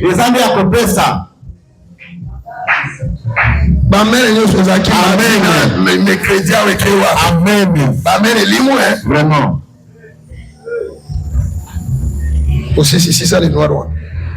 Pas de recevoir, mais de donner. Car ces ans de temps où on peut ça, des agréables bénédictions. Ce que vous faites pour les autres, il y a bénédiction, mon neza, oh yo zo sala pona yote, mais oh yo zo sala pona bato misus.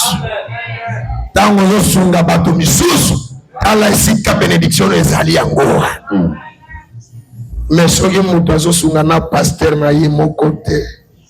Frère Branham alobi na brochi Étine laissé pas paragraphe 11. Alobi soki pasteur aza satisfait te, nzambe pe aza satisfait te. Soki nzambe mobateli asepeli te, nzambe pe akosepela te. Sala nyonso sepelisa motema mobateli. Amen. Pasteur akwandaka bona motema na ye, kombono eza na kati. Frère pokota na kati ya motema pasteur eza pe facilité. Eza oyeba koluka ba formule okota. Vraiment. Yo zana losambo kosala ke lokote. Okokota na motema ndenge nini. Vraiment. Est-ce que pasteur akovanda bupai moko mbala moko bia gêner na pona yo? Pona nini? Ako gêner pona reconnaissance ya nini? Nini sasa ina losambo ko pasteur avanda boy a reconnaître là ah frère a commis la difficulté pour tika na gêner pona yi. C'est en guise de quelle reconnaissance? Si le pasteur est satisfait, Dieu aussi est satisfait. Quand l'église n'a pas l'église, il y a une parcelle. Il vous assure que mon thème pasteur n'est pas satisfait. Jamais. Là, tout n'a eu pasteur à ça, il y a un thème quand il est satisfait. Jamais. L'église est sans qu'il pas. N'engi condition tout ça boye yo kanisa za satisfait ceux qui pasteur à la linzala o kanisa za satisfait jamais lelo na ke otika pasteur biloko liana ndako tumbo wango kwa kende otika la pasteur biloko lia ke kende ga tana soso mo kwa ke otika ubia pembo $10 bon na otuna lelo tumbo maboko bosa lelo kosaki lelo yo za normal ou boza normal de donc les lomo bimba bo passer la lia katena ndako na saka na gene lelo osayi de lobi ou bien lelo za kwa somba ki lobi iwa pitomo lobi leki kwa somba ki patete lelo passer la zaki na gene alia lelo te gene zaki ya lobi ba zaki na gene kwa somba ki tomo pitié. Frère, Bobando Besanga Posa Kotomboka. Tout la vérité. Le Samo Mounene Boy, le Samo Mikolo, Batubaza plus de 100 personnes comme ça. Les lots pasteur à l'aider. Est-ce que les frères Branham Malobi, l'église, il faut charge à pasteur, charge à bananaye, charge à famille naye, charge à moisi naye. Koliana bango kolata makambo nyoso za église. Est-ce que bien? Est-ce que l'église, il faut un pasteur chaque mois salaire à partir. Face à ma salaire. Il faut. Eh. Qu'est-ce que c'est quoi ça? N'a changé. Nanya est là qui pasteur elle a déchaîné tout le monde. Oh. Bon ça là bas vanté. Le monde notre tableau pasteur moi on va diminuer mo. Tout le monde là na tableau na nous na enseigner à ta jour sous. Magambo ezebele. On a solo très important.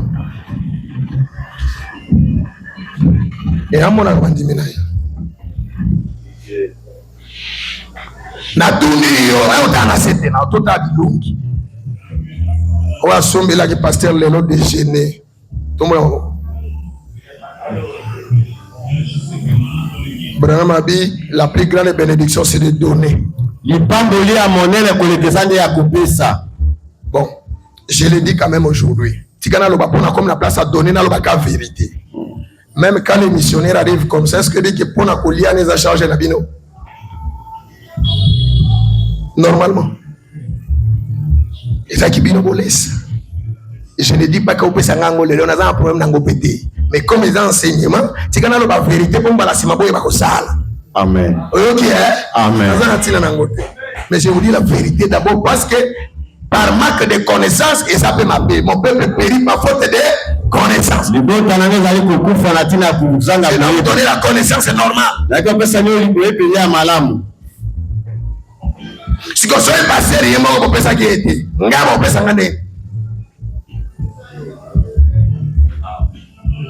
Pitié.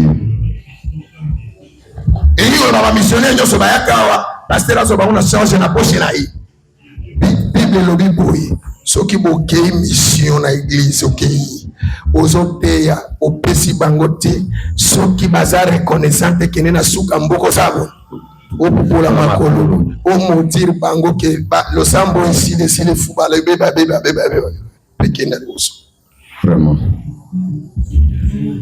La Bible. Il y a des accolades. Bon, si nous avons la postérité, biso banzete bete la kakebo. Ça sera comment? Because alolengeni. Bato nyo so ba bi baba okende kinana ba pesa ngamo ngofrande na ba gen dollar na bosarite.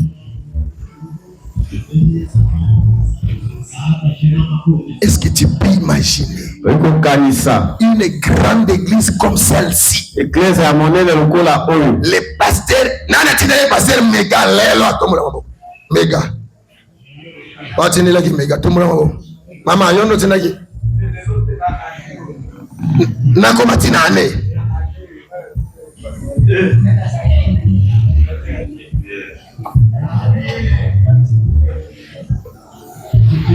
Vraiment, musubo pesa nga boso lela. Pasteur tala raison le samo so za l'influer te bazanga mbongo yango wana bénédiction c'est ça. Amen. Ato bondeli ndenge ata o gêner ndenge nini. Frère Branham alobi c'est donner. Zande ko pesa na yo. Lilo bananzambe changer ka formule te. Na la kisibino ba exemple ebele awo abongo to azosenga ka pesa. Ça c'est vrai. On a ko bamba on na ngaki na tanga verset moko elinga mutu. Na Malachie chapitre 3 verset 15. Bible lobi boso mitu na pona nini bato ya libanda basosala na mbongo ebele koleka bino boye baike bango batosaka commandement ya kokaba eza na Bible.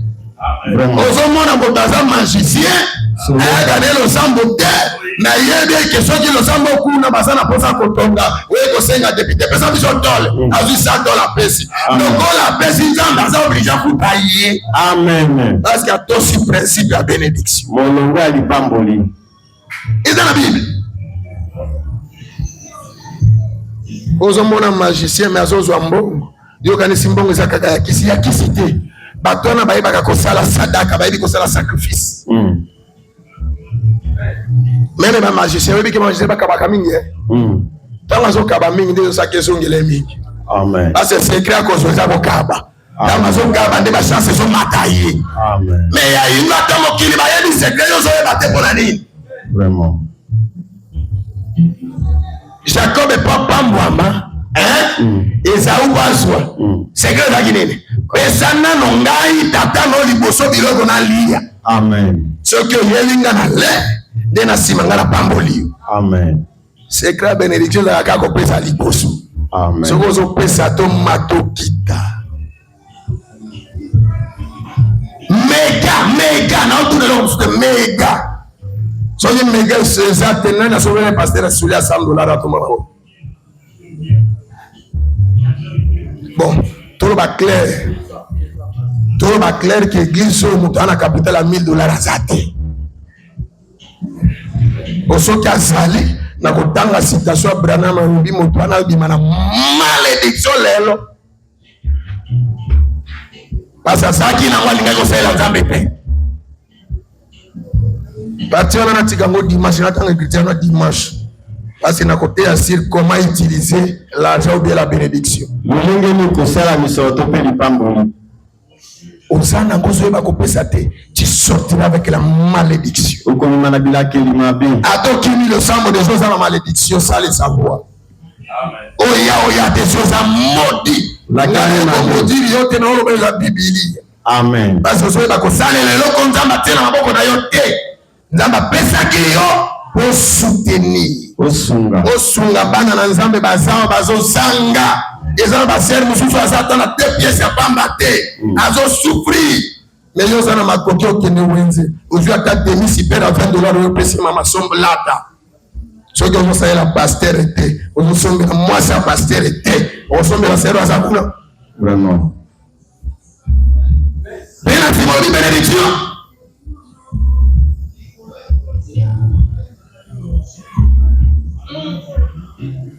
Cette parole est digne.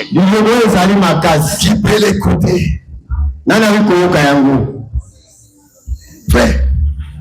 Frère Abraham alobi soko ozala mbongo me mbongo wana soki osa mosala nzambe te eza tombe mpo na yo. Ezali kunda mpo na yo. Mbongo wana eza malédiction ikobalao. Ezali bilakeli mabe.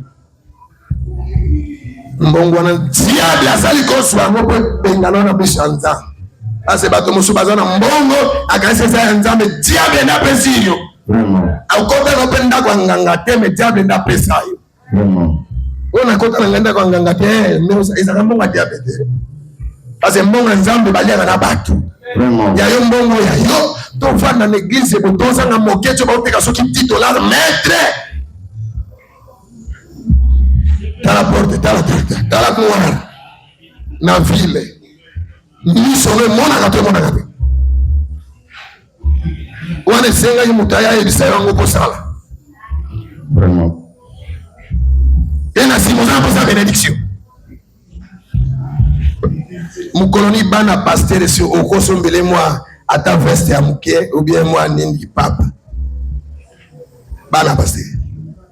Papa na bango ata meka aozwate. Mais soki na obia loba o ya pesa ka bana na nzambe a. Muke na bureau na ye nini obenga ngoni o masolo a pasteur kuna audience yango za kaka mbongo papa mikolo to lia te papa mobali na ngabanda voyage papa to nyoko ma papa ali bisate zo 10,000 pesa o 10,000 ba pesa yo so pesa combien na losambo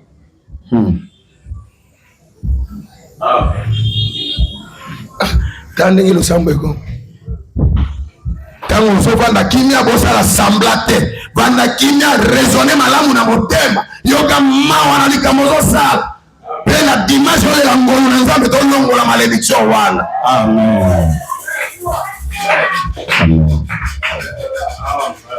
Parce que les souvenirs ça m'a gagné 2 étapes. Il y a la repentance et la confession. Dans le vent de Kimia Boye, on a considéré comme la repentance. La repentance est exactement mon thème vraiment touché. Exact à l'intérieur. Iyo mokolo ki mawa na makambo na yo. C'est ça la bonne repentance. Et ce qui reste, la confession. Tu parles ça. Viens parler à ton pasteur. Et pasteur, dès que tu me voyais, Frère Brahma Bilo Sambo, Batomoso Bazo Boya Kofuta Tim, Bazo Kansaga Soto Pesi Toko Vomi sa pasteur. So ito pese ko isi moi sina ko ya munene baba na lia ya malamu pongo na biso bango ko pesa timete muto aso boya ko pesa timi pona egoïsme na la citation za wa Brahma binga na sai ko travail ba futanga 2700 c'est jamais pas $1 par semaine ba futer 2700 même pas $1 même pas $0,5 par semaine mais alors na wana je n'ai jamais manqué de payer la dîme et mes offrandes na 4 mois. Un jour, Meda Beninga, avec cet argent, est-ce que tu sais que nous devons payer les loyers? Est-ce que tu sais que nous devons payer l'électricité? Est-ce que tu sais que nous devons faire ceci? Tu veux encore aller payer la dîme? Avec ça, Meda, je dois respecter les commandements du Seigneur. Dans une écriture, je n'ai pas seulement le temps de prêcher. Il y a beaucoup de choses. $2,000. À Salikop, Mogo Bazumbongo, il faut dire $2,000 à 10. Alors, raison, monsieur n'a pas passé passer 2000. C'est un son baquet, avant notamment la voiture, à Tamukolote. Tu peux si bon on a été. Tout ça, nous comme à Koyoka. Ngane na komisa kai pasteur. Vraiment. Il va se retourner dans Zambé na été. Pena simobinza mapambola yo. Makamuna ono banaona makambo libanda tesala lo sambo. Amen. Pole sawa bongo na motema. Amen. Mutafuta wa dime kaka soke za ba dime ya ba 5000, ba 10000, ba mi aleka na 10000. Soka sali kopo fabi misambongo wa dime 1 million. Bongo ile. Bongo kabisa bongo kabambi te. Ukuta monene penza. Na pese 1 million. Même yeza ya mbongo. Vraiment. Na sana kopo na ke matati na sala bo. Tangwa ke matadi mbongo isindi. Bakuluna babimeli ayebi raison te et ça parce qu'il y a qui mbongo na so. Amen. Azo ibana ba offrande na moko na so.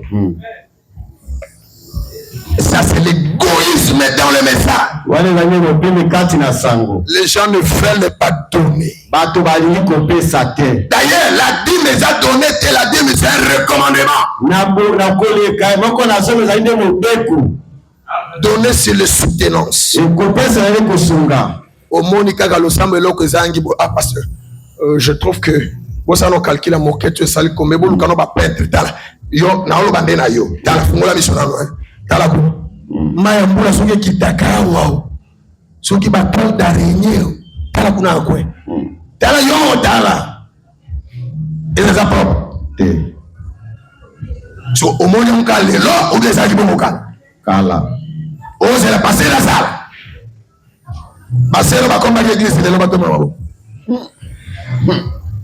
Pena sino binza mi pesanga libala. Yo za mo bukala monsieur. Libala ngoma pesa kabon. Riti azwaki libale pa Boaz parce que ça ikosa mosala tale. Mwana mwasi nini kitoko boy. Nazo tala beauté na yete azwa ko glaner na kati na bilanga. Mosala kolokota lokota kangine. Mwasi nini kitoko ba considérer beauté na yete. Appelle moi cette fille là. Bengelanga mwana mwasi wana. Okozwa libala ndetango za na humilité. Oyeli ko salela nzambe. Mais yo eza soki bagalo batia yo wana ebite. Et leo na butuna lala solo kulala. Na kulala. Soki po yo kokutana na ange. Parce que na olo ba vérité o s'appelle au côté. Na solo ba nonde ke bongo la motema oyo kamawa nzamba limbisa masumu ya kala to bana ile nouvelle marche. Ntambo ya sika.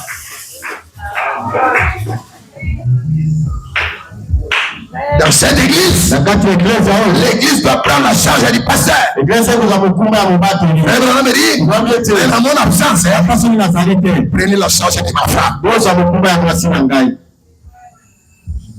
Le nom du pasteur a sous-souté. Il y a vivant, méga, il y a 2000 francs. Eh, ma frère, bon, ma frère, tout va nos vérités. N'a pas de poisson quand ta matière, ça n'a pas. $1 méga, $1 1 giga. Pasteur a sala ina nemo bomba. Amona kaya yote. Qui a venu dans mon papa. Pasteur Azawa. Tovana na ika bomuke téléphone na sunengra. Papa vérifie na SMS. Moutazana nga à distance à plus de 2000 3000 km. Mais attends na zate. Il paye sa demi régulièrement. Il y a 100 francs à 1000 francs. Pasteur Azate, tu vas aller dans le pasteur vérifie 380 000. Now tu fais ta team, pasteur. Il était là.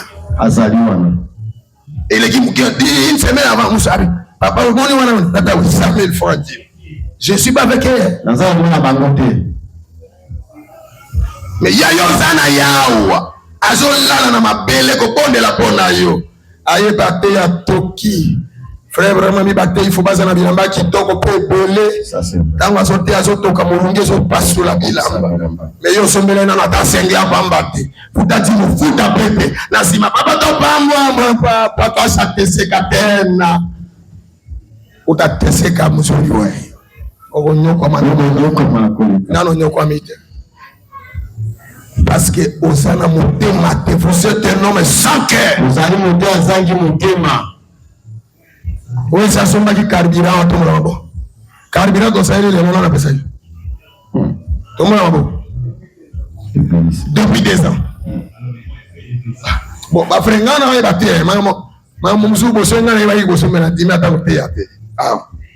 Je vous dis la vérité.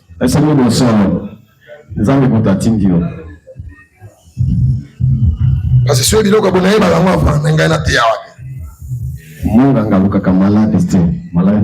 je vous dis la vérité. Moi, je ne peux pas tolérer des choses comme ça. 6 ans après. 6 ans après l'église. Il y a moins de 6 ans, ça y est, comme ma papa et maman. Il y a déjà moi ma cam. À quoi il y a papa, pasteur, n'a pas la numéro XL. Il y a chemise. Attends, mon amour, qui est à Kezandu, sans papa, ça peut convenir à mon père. Papa, essaye d'abord ça. Attends, c'est que vous avez ma pambolite. 40 ans de passer mon barrique.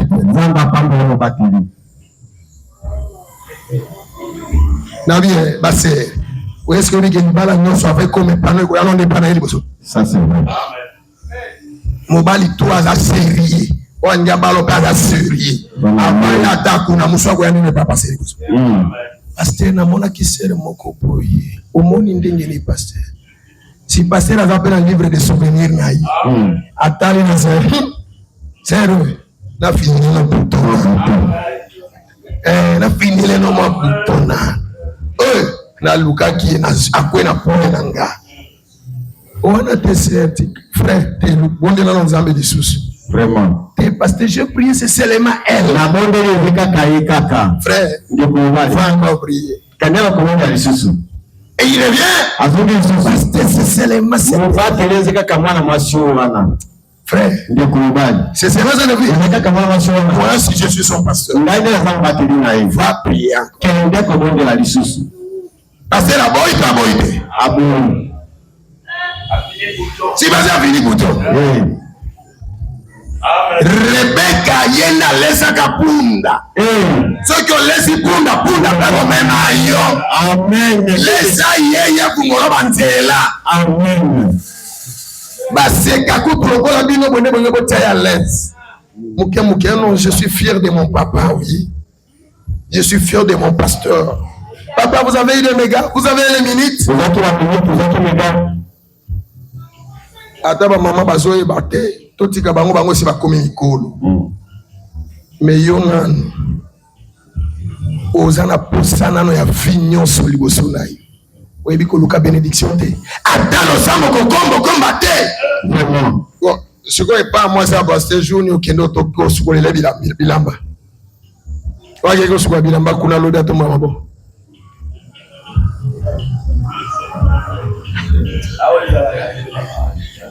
Non. Non bien, vous avez un message à Kinshasa. Muzu peza ya États-Unis. Frère Branham alobi soki na balaka meda zagande mukala ya ope. Meda zaki ndengonga nyoso ofande pa op. Bazaki neti camarade ya op. Boyebi message te. Vraiment. Moi si Branham ezaki op. Mais tangu op asboti Billy Paul, sero asai kwa ko sungana ndako ngonga nyoso meda. Medanda so akoboko ya Billy Paul. Medanda ya kokomba ndako bongisi ndako. Branham asotala ka meda kimia. Meda so sala nyoso. Ope tangu nga kufa opa bengi Branham. Abiyaka ngai ko kufa o. Me laka ngai ke otikala mbongo te. Oluka mwasi moko bala na sima na ngai. Olieke Branham ke oluka mosika. Branham azaga na idée même pas na meda. Il y a une histoire de terre. Si on a meda tango azali kwa kosala, azaki na États-Unis na Kinshasa wa pesa samba. Oko la Kinshasa o biso to sala te Kinshasa ndelo koni. Vraiment. Pour meda baba la ye, ezaki nde suite ya likambo wana. Vraiment. Moi no yo. Mais Branham azaki atana idée. Vraiment. Mais un jour c'est meda qui a dit ça à Branham. Kasi moko meda ndio bakiana na Branham. Na kota kuna te. Mais j'ai répondu seulement au pasteur. Na yamuka mubate. Ko ba kanisa tike lokwa tozana Kinshasa moto na moto boka bana na bana mutakipaka moninga sape. Donc dans na losam. Bino filo bio so mona filo ko kana États-Unis. Jamais. Mais meda salo sala ngokuna. Nde sala pe ya so grâce ya bala mosakol. Vraiment. Que Dieu vous bénisse. Zamba pambola bina. Ok, musika soki wa. Vraiment. Zamba pambola yo. Amen. O nyoso asiliki nzamba limbisa yo. Mais o nyoso yo kili loba oyo azi décision ko la motema. Nzamba banada ko limbisa yo. Amen. Ozo conscience ya ko bakela pasteur na yo. Bwana. Amen. Amen. Branham dit, c'est moi qui ai votre nouvelle connaissance. Dans les messages, nous avons une connaissance. Et cette connaissance est venue par frère Branham. Nous devons comprendre certaines choses.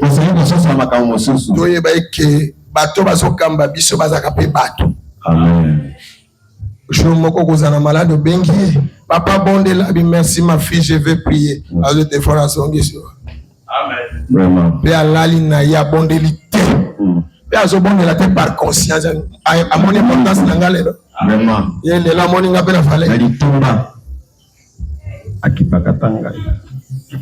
Akipakanga. Amen. Le londa moni nga na fale. Président wanjo ko président. Siko soki pasteur aswa kate. Bango ba ko zo ndengene. Vraiment. Amen. Nalobi mabe. Pasteur aswa kate. Nde président, nde ba diacre, nde ba administrateur. Parce que ce pasteur au kabele 10 chemises. Alors tanya se mo côté. Amen. Ali 10 mo mana sana ngoni. Président yakana nanda konoki. Kala mondimi na bino mo pesinga eloko. Soit yo soit 10 chemises. Président ba administrateur yo soit boy. Si babandi pe ko sala nzambe na moi esengo. Et c'est nazo ko ça. Comme ta sala nzambe pe na moi esengo. Si ko za mafuta na mono. Amen. La suki wana nzamba pambo. Pesa nga kitunga mama bokota. Nazo ya frende na kiwanda. Boko ngande mutu moko. Deko le kana kuna te to yo pesa. Ele kana kapite za tozana ordre à 58. Voilà. Eh mama ko keli banda te. Ba diake bazanguna te. Boko ta koto. Bien aimé, sungana ko kana diake ba to ba limate. Tozana yere ofrande.